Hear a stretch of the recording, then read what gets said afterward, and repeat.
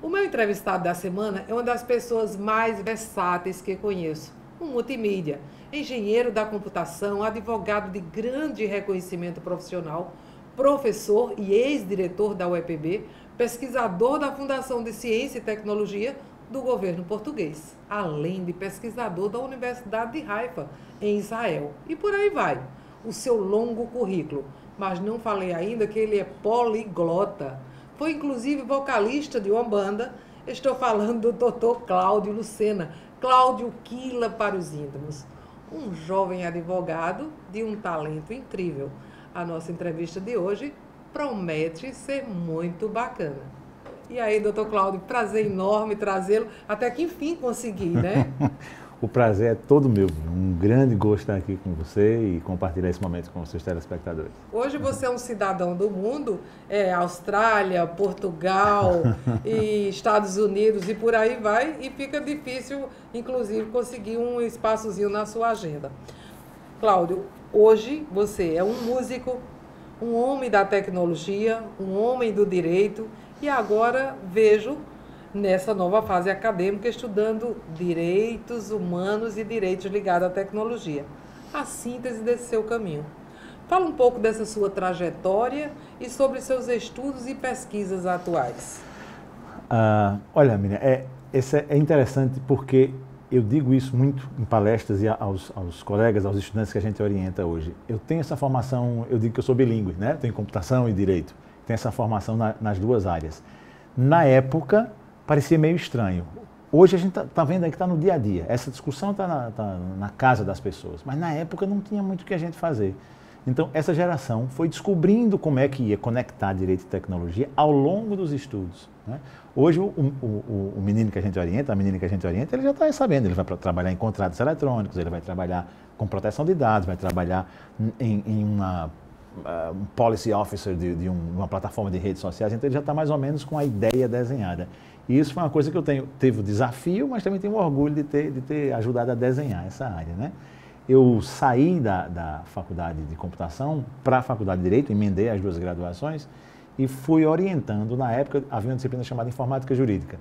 Era uma disciplina que era ministrada pelo professor Antônio Silveira Neto, que é juiz aqui da capital, e fui monitor de Antônio Silveira Neto. Foi a primeira vez que eu vi que as duas coisas que eu estava fazendo podiam ser conectadas.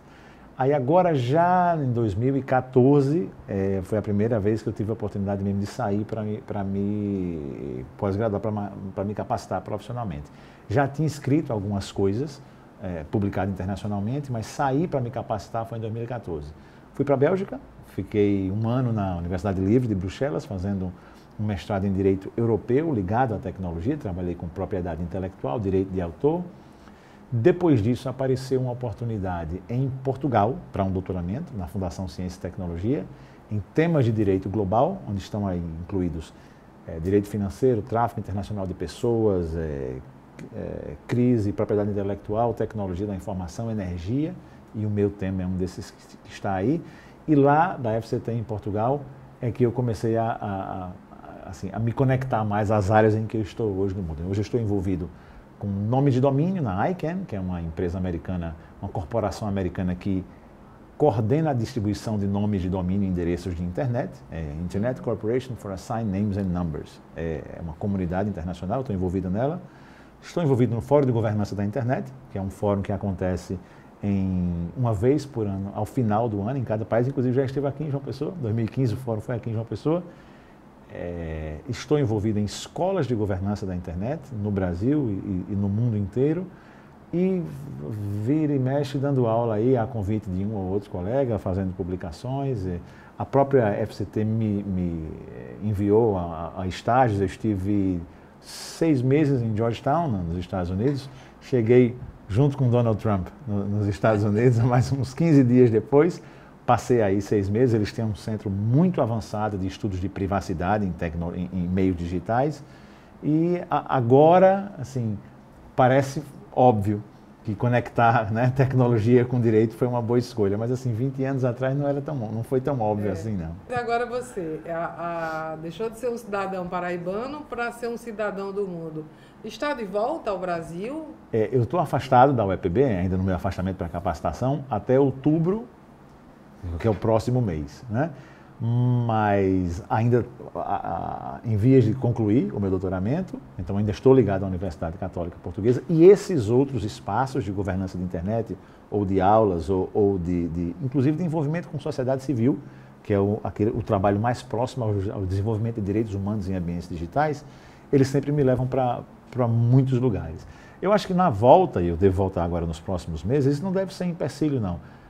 Esse tipo de atividade, quando você mostra resultados, eu tenho mostrado resultados nos últimos anos, ele não é somente permitido pelas universidades, não, ele é incentivado.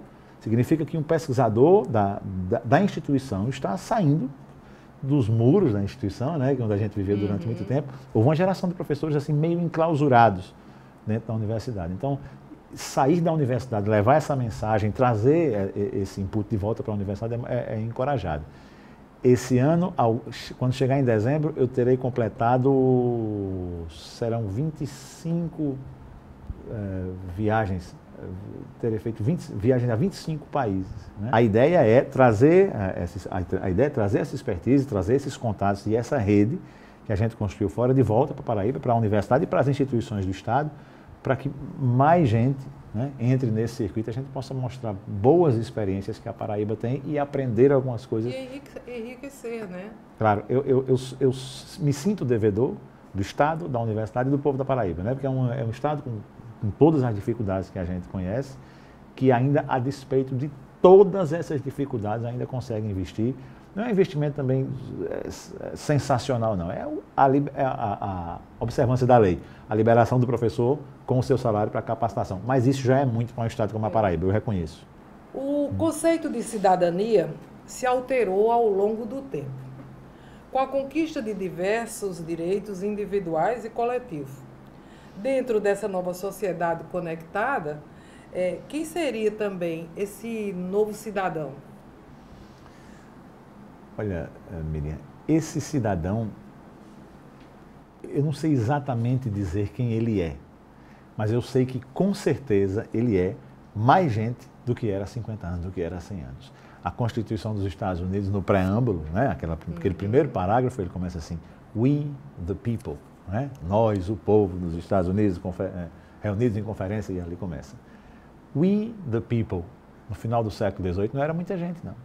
Né? Era um punhadinho ali de nobres e de gente que tinha, e assim foi, estou fazendo crítica aos Estados Unidos, não, assim foi em toda a sociedade. O povo da França, do Brasil, dos Estados Unidos, há 100 anos, não era a quantidade de povo que é hoje, não. Então, esse cidadão, eu ainda não sei quem ele é, porque ele está em construção, mas eu tenho absoluta certeza, aqui sem nenhuma sombra de dúvida, que o mundo digital trouxe para o plano da cidadania, ou pelo menos está prometendo trazer para o plano da cidadania, mais gente do que o que era povo, né, antigamente. Esse sujeito que não era povo, nesses últimos, né, no passado, ele não tinha vez, ele não tinha voz, ele não tinha como se expressar, ele não tinha acesso sequer à informação. E eu faço muito essa comparação hoje. A linguagem jurídica já não é segredo para ninguém.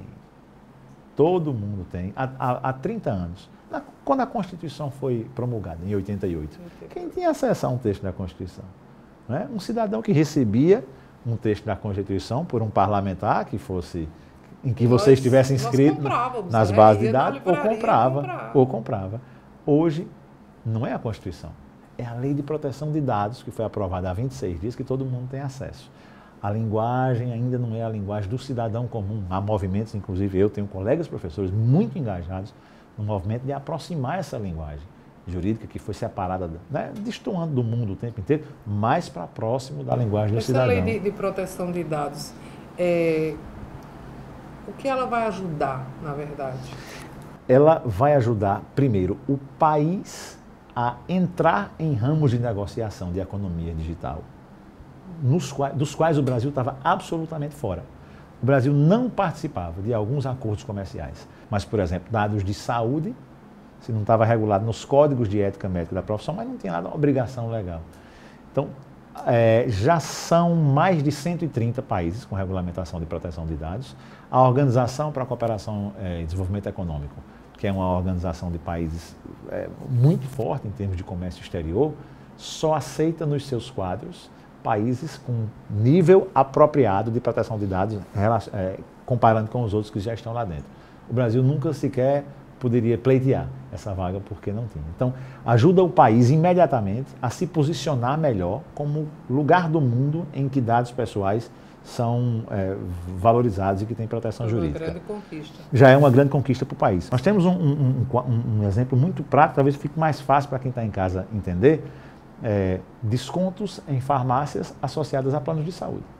Eu acho que isso aqui, e eu vinha comentando com um colega hoje mais cedo, eu acho que isso é o exemplo definitivo para a gente entender que dados valem dinheiro. A gente tem um bloqueio em entender que dado, como ele é intangível, você não pega nele, né? Verdade. Você não pega nele. Então a gente tem dificuldade em entender que esses dados valem dinheiro. Mas a prova definitiva é que essas empresas, as seguradoras de saúde, estão trocando os dados que as farmácias coletam, né, da gente por desconto. Esse desconto, alguém está pagando por ele. E não é um dinheiro gracioso, né?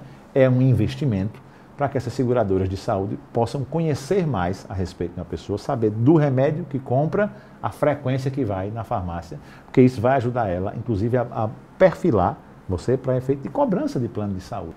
Falar da regulação de ambientes digitais, que você já introduziu um pouco isso aí, que em via de regra são pautados pela liberdade e uma aparente ausência de limites, devem encontrar muita resistência. Esse é o maior desafio da área, encontrar o ponto de equilíbrio de ser livre e ao mesmo tempo ser responsável. Eu acho que está mais ou menos dentro desse assunto. Tá. Eu, lá no período da Bélgica, eu escrevi um livro sobre gestão coletiva de direitos de autor, né? E tinha um capítulo do livro que se chamava The Mantra of Balance, quer dizer, o mantra do equilíbrio. Porque todo mundo, aparentemente, todo mundo que coloca um pé na regulação tecnológica para trabalhar, em algum momento se vê às voltas com esse desafio de equilibrar coisas. O que a lei de dados pessoais muda no cotidiano? Você já deu uma entrada sobre isso, mas eu queria que você fizesse uma amarração final, uma complementação. Mas você vai fazer isso depois do nosso intervalo. Voltamos daqui a pouquinho com o Dr. Cláudio Lucena com mais informação para a gente.